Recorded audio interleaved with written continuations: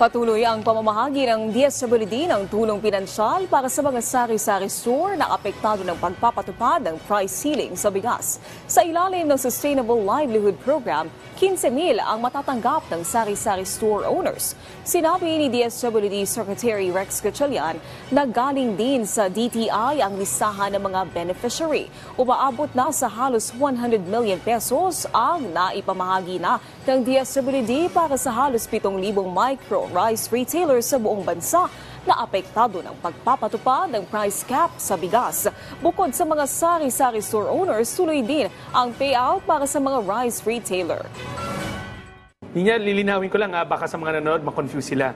Sari-sari store owners na merong bigas. Yes. Hindi. Hindi Baka lahat. isipin na natin ng sari-sari store, lahat sila. Totoo. Bagamat tumutulong din naman tayo sa maliliit na mga sari-sari stores. Pero itong programa na to, ito yung direktiba ng ating Pangulo na masigurado natin na matulungan ang mga small rice retailers natin at mga sari-sari stores na may mga bigas na inventaryo na maaring naapektuhan ng price cap.